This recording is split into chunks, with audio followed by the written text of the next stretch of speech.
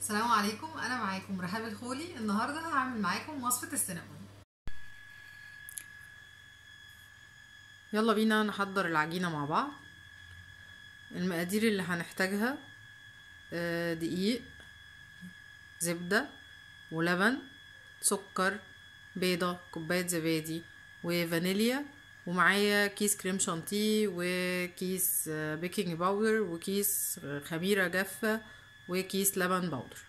يلا نشوف هنبتدي بايه والمكونات دي هنحطها ازاي مع بعض.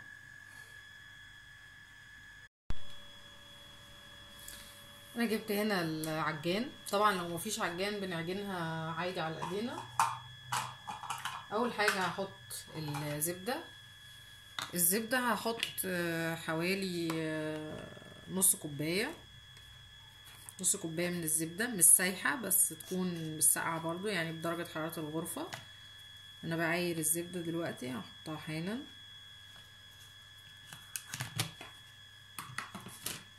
اهي.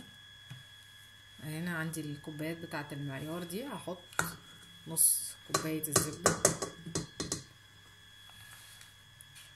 وهبتدي اشغل. هحط معاها السكر، معلقتين سكر عادي،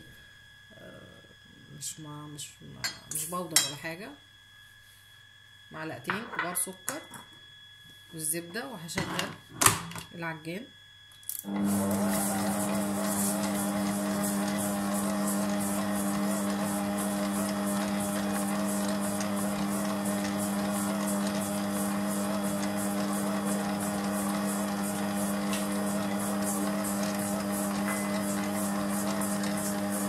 والسكر والزبده بيتضربوا، هحط لهم البيضه،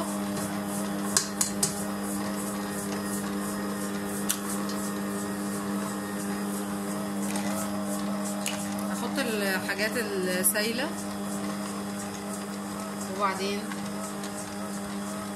هحط المكونات، وكمان هحط علبه الزبادي.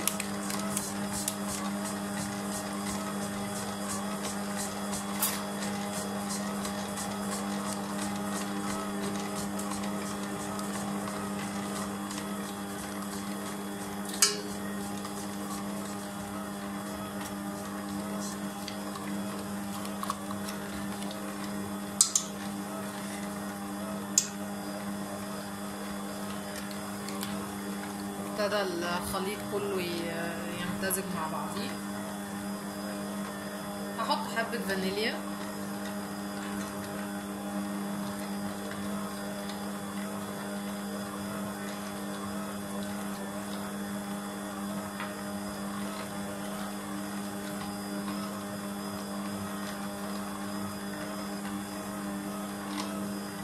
وبعدين هحط، انا معايا هنا نص كوبايه لبن دافي، هحط منه شويه مش هحط كله.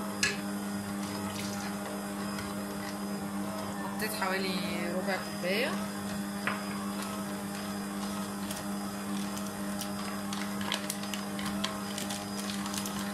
وهوقف العجان دلوقتي وهبتدي انزل الدقيق واحده واحده. الدقيق مهم جدا ان يكون دقيق بتاع مخبوزات او بتاع بيتزا، ده بيساعد ان العجينه تنجح جدا.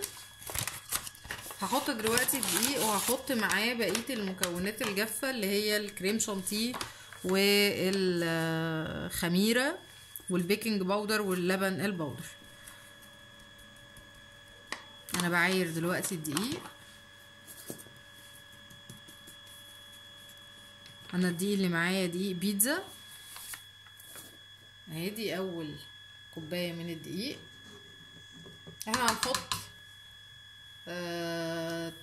يعني من 3 ل 4 كوبايات دقيق على حسب احنا هنحتاج قد ايه، على حسب العجينه هنشوفها بعد ما تتعجن. مش هنحط الدقيق كله مره واحده، هحط كوبايتين دقيق وهنشغل العجان ونشوف هنزود بعد كده قد ايه. ادي الكوبايه التانية دقيق، وهحط بقى بقيه الحاجات التانية. هفتح كيس الكريم شانتيه، هحط كريم شانتيه. الكريم شانتيه في العجينه ما تستغربوش، هو بيخليها طريه جدا جدا.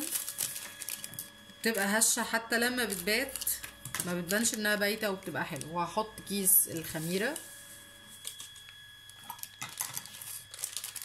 وكيس البيكنج باودر، هي شويه اكياس كتير كده مع بعضيها.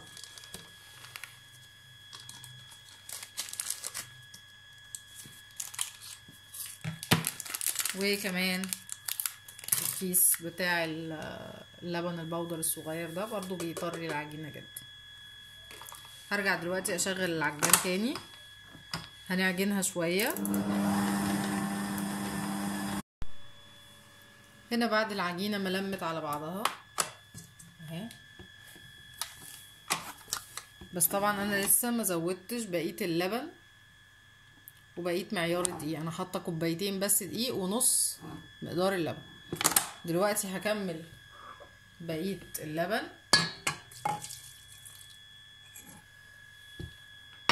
وهشغلها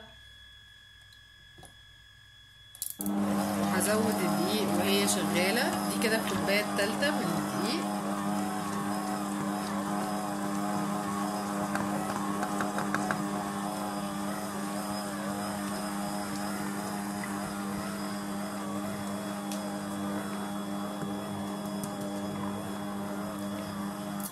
هوقف واحطه كده. انا حطيت 3 كوبايات دقيق وهسيبها تتعجن واشوف اذا كانت هتطلع مظبوطه او هتحتاج انها تتزود دقيق تاني ولا لا.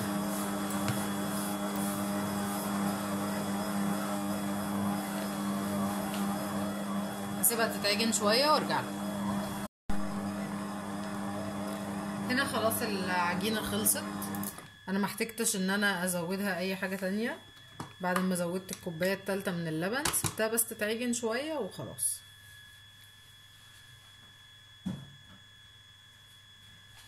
هي هتحسوا ان هي ملزقه سنه، انا قصدي ان انا اسيبها ملزقه شويه كده. ليه؟ عشان لما بنيجي نفردها بنفرش لها دقيق، فلما بنفرش لها دقيق يعني بنزود نسبه الدقيق في العجينه، فمش عايزينها تطلع ناشفه اهي. نوريها لكم برضو بشكل اوضح اهي. هي مش بتلزق في الايد ولا حاجه اهي، ده نضيفه.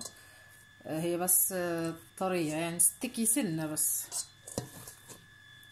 هسيبها بقى كده في الطبق ده، هغطيها بكلينج فيل وهسيبها تخمر يعني ساعه. هو المفروض ساعه بس عشان الايام دي الدنيا ساقعه شويه فهنسيبها اكتر من كده. هدفي بس الفرن سنه، هسيبها في الفرن شويه حوالي ساعه ونص او ساعتين، وهنرجع نفردها ونعمل لها الحشو. ودلوقتي على ما العجينه تخمر هنعمل الفروستنج بتاع السينابون. عشان نعمل الفروستنج هنحتاج زبده ما تكونش ساقعه، وجبنه مكعبات. انا ما لقيتش كيري، لقيت بريزيدون، كنت شفت عنها ريفيوز كويسه فان شاء الله تطلع كويسه. وسكر بودره وفانيليا، نص ليمونه صغيره. يلا نشوف هنعمله ازاي. اول حاجه هنعملها هحط الاول الزبده، هحط حوالي نص كوبايه زبده اهو بالشكل ده. وهحط كمان عليها الجبنه وهضربهم بالمضرب الكهرباء. الجبنه هم 4 وحدات.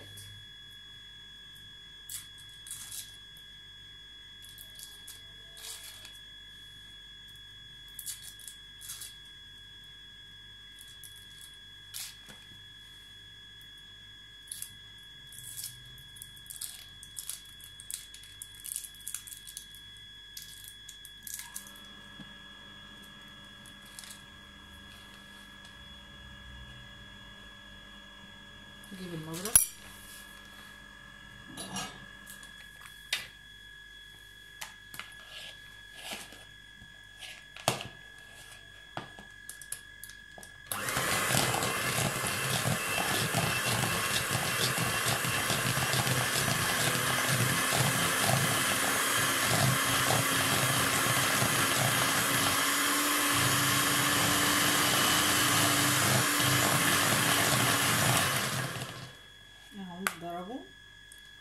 عليهم بقى دلوقتي شويه فانيليا صغيره،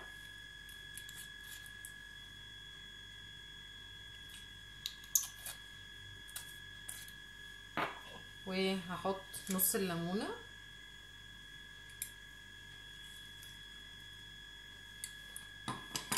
ودلوقتي هحط السكر البودرة. السكر البودرة المفروض انا هحط كوبايه، بس انا ايه مش هحط بالكوبايه، هحط شويه شويه ونضرب لغايه لما نوصل للقوام اللي احنا عايزينه.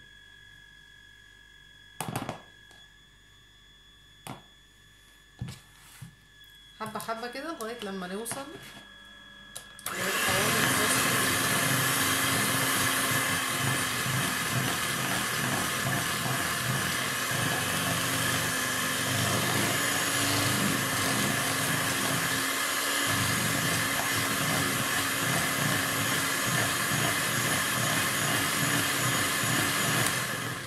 طبعا احنا ممكن عشان ما تكونش تقيله قوي، وبرده عشان نزود الكميه بتاعتها شويه، ان احنا نزود لها شويه كريمه لباني. هنجيب الكريمه اللي هي بتاعت الحلويات دي، هحط منها شويه،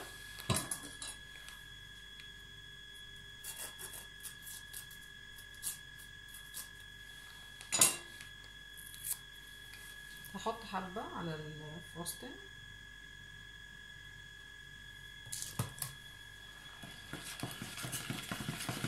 وارجع اضرب.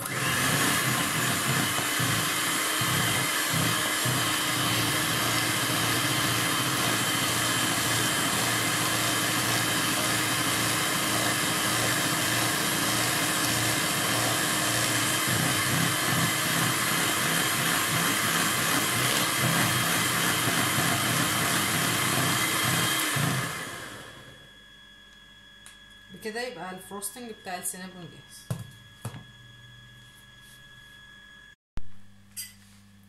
ودلوقتي العجينه اهي خلاص خمرت، نفتحها. بصوا ما شاء الله خمرت بقت قد ايه. هنرش دقيق على الرخامه عشان ما تلزقش، وهنفردها. هنحاول ان احنا نفردها على شكل مربع او مستطيل. ننزلها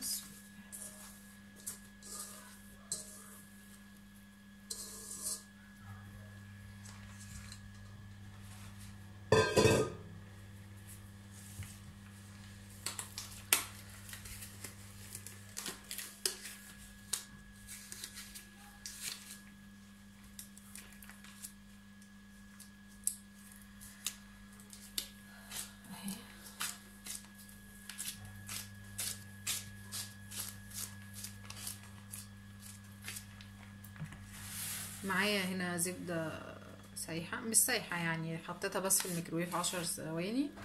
والحشو هيكون دي نص كوباية سكر بودرة عليها معلقتين كبار قرفة. هنفردها الأول وبعدين هنحط لها الزبدة والحمض دي. يلا بسم الله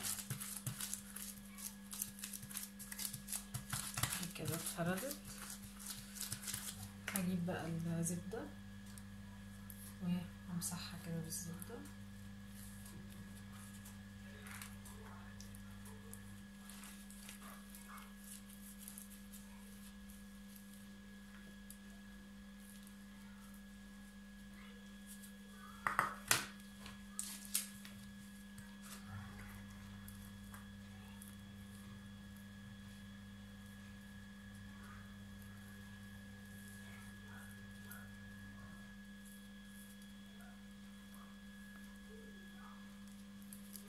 دول كانوا حوالي 6 مكعبات زبدة، مكعبات صغيرة مش مكعبات كبيرة.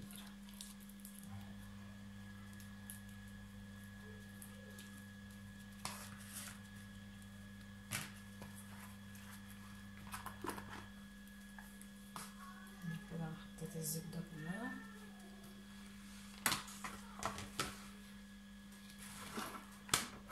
هجيب بقى السكر البودرة.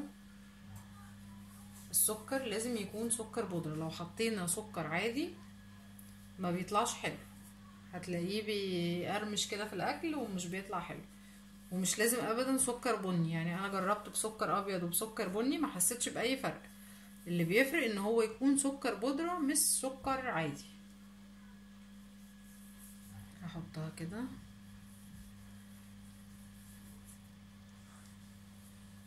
اوزع السكر. دول زي ما قلت نص كوباية سكر بودرة، عليهم معلقتين كبار قرفة على الاطراف.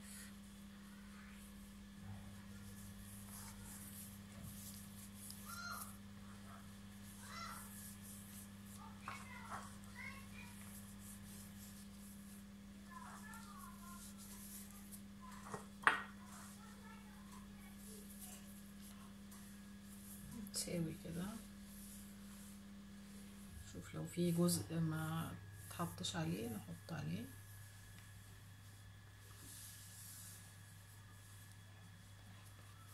وبايدينا هنضغط على السكر عشان نخليه يلزق فيها.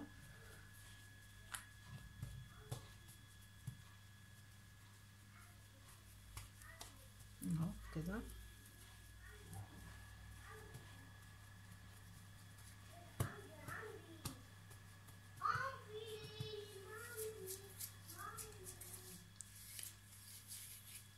هغير بقى الجوانتي ده واجيلكوا تاني.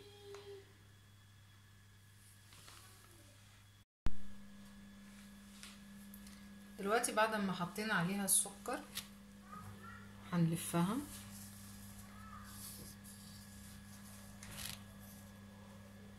نحاول نلف الرول في الاول كده على ضيق كده. طبعا العجينة طرية جدا من الحاجات اللي احنا حطيناها عليها، الكريم شانتيه والزبادي واللبن البودر، كل الحاجات دي بتخليها طرية جدا جدا جدا. اهي نبتدي بقى نعملها رول.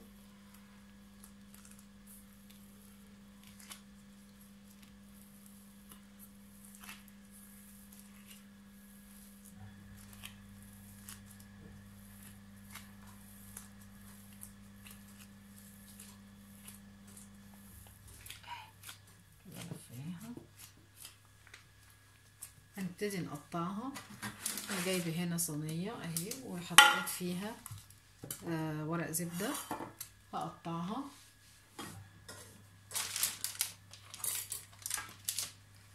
مش لازم ان احنا نقطع بخيط خالص، هي بتتقطع بالسكينه، بس نخليها سكينه حاميه شويه اهي. نحاول نقطعها كلها ايه مقاس واحد. اول بس واحده هي اللي قطعتها صغير شويه عشان دي كانت الحرف، وبعد كده هقطعها كلها مقاس واحد اهي. عجينه السينابون بتخمر مرتين، يعني انا دلوقتي بعد ما خمرتها مره، بعد ما قطعناها كده هنرصها وهنرجع نسيبها تخمر تاني. هتخمر حوالي مثلا نص ساعه، هنلاقيها يعني حجمها اتضاعف ونفشت كده اكتر. انا هرصها كده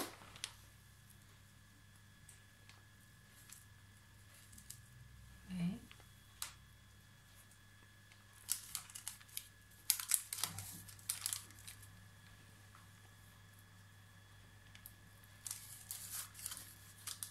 اهي هكمل التانيين في صينية تانية وهغطيها واسيبها تخمر نص ساعة ونرجع نشوفها بعد ما تخمر.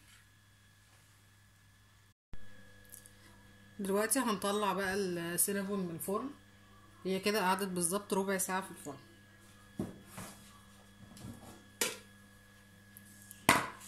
اهي.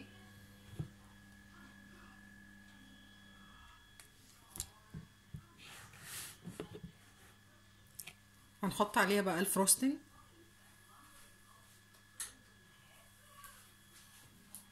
اجيب الفروستنج اللي عملناه نحطه عليها.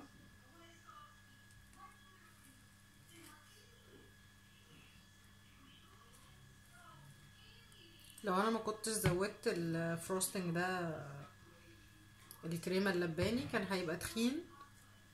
لو حد بيحبه تخين كان هيبقى تخين زي بتاع السينابون اللي بنشتريه يعني. هو كده قوامه لحد ما يعني معقول، مش تخين قوي ومش خفيف قوي، متوسط. نحاول ندخلها بين اللايرز بتاعتها. الصينية سخنة.